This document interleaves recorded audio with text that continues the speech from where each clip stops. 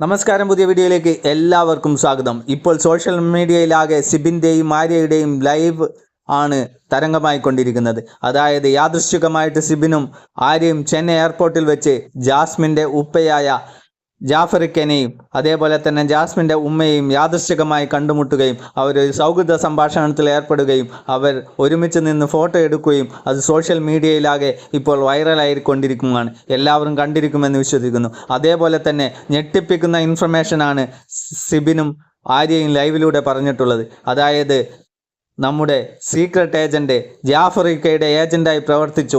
അതായത് Bigg Boss ഹൗസിനുള്ളിലേക്ക് wild card entry ആയി കയറുന്നതിന് മുമ്പ് തന്നെ ജാഫറിക്ക സായിയെ വിളിച്ച് സംസാരിച്ചിട്ടുണ്ടായിരുന്നു. അതായത് ജാസ്മിന് പുറത്തു നടക്കുന്ന ഈ നെഗറ്റീവ് കമൻറ്റുകളും ഡീഗ്രേഡിങ്ങും ഒക്കെ ജാസ്മിനെ അറിയിക്കണമെന്നുള്ള ഒരു ഇൻഫർമേഷൻ ജാഫറിക്ക സായിയോട് പറഞ്ഞിട്ടുണ്ടായിരുന്നു. അതിൻ്റെ അടിസ്ഥാനത്തിലാണ് സായി ബിഗ് ബോസ് ഹൗസിനുള്ളിലേക്ക് കയറി അതായത് പുറത്തു നടക്കുന്ന നെഗറ്റീവ് കാര്യങ്ങളൊക്കെ ചർച്ച ചെയ്തിട്ടുണ്ടായിരുന്നത്. ഇതെല്ലാം ജാഫറിക്കയുടെ പ്ലാനാണെന്നാണ് സിബിൻ പറഞ്ഞിരിക്കുന്നത്. അതായത് എയർപോർട്ടിൽ വെച്ച് സംസാരിക്കുമ്പോൾ ഈ കാര്യങ്ങൾ വ്യക്തമായിട്ട് തന്നെ ജാഫറിക്ക സിബിനോടും ആര്യയുടെയും പങ്കുവെച്ചിട്ടുണ്ടായിരുന്നു. അതായത് താൻ പറയുന്ന ഇൻഫർമേഷനുകൾ ജാസ്മിനെ എത്തിക്കണം. അതായത് ഒരു മീഡിയേറ്ററായിട്ട് സായി കൃഷ്ണൻ പ്രവർത്തിച്ചിട്ടുണ്ട്.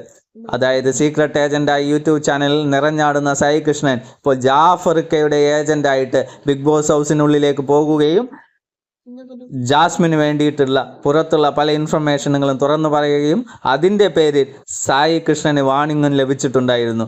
ഈ ഒരു കാരണം പറഞ്ഞിട്ടാണ് ജാസ്മിൻ സായിയെ ആദ്യം തന്നെ നോമിനേഷനിലേക്ക് പറഞ്ഞു വിടുന്നത്. തൻ്റെ ഉപ്പ പറഞ്ഞയച്ച ഇൻഫർമേഷനുകൾ പറഞ്ഞതിൻ്റെ പേരിൽ സായി കൃഷ്ണനെ നോമിനേഷനിലേക്ക് ഉൾപ്പെടുത്താൻ ജാസ്മിൻ ശ്രമിച്ചു.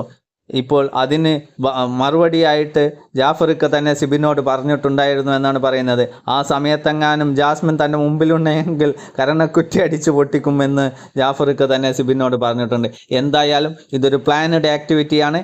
പുറത്തുള്ള ഇൻഫർമേഷൻ വ്യക്തമായിട്ട് ജാസ്മിൻ ഓൾറെഡി കൊടുത്തിട്ടുണ്ടായിരുന്നു. ഒരു ഫോൺ കോൾ വഴി ഓൾറെഡി കൊടുത്തിട്ടുണ്ടായിരുന്നു. അതും പുറത്തൊക്കെ വലിയ ഇഷ്യൂ ആയിട്ടുണ്ടായിരുന്നു. ഇപ്പോൾ ആര്യയുടെയും സിബിൻ്റെയും ഞെട്ടിപ്പിക്കുന്ന വെളിപ്പെടുത്തലുകളിലൂടെ സായി കൃഷ്ണൻ ജാസ്മിൻ്റെ ഏജൻ്റായി അതായത് ജാഫറിക്കയുടെ ഏജൻ്റായി പ്രവർത്തിച്ചു എന്ന് നമുക്ക് ഇൻഫർമേഷൻ വന്നിട്ടുണ്ട്. എന്തായാലും വീഡിയോ ഇഷ്ടമായ ലൈക്ക് ചെയ്യുക, സബ്സ്ക്രൈബ് ചെയ്ത് സപ്പോർട്ട് ചെയ്യുക. Thank you.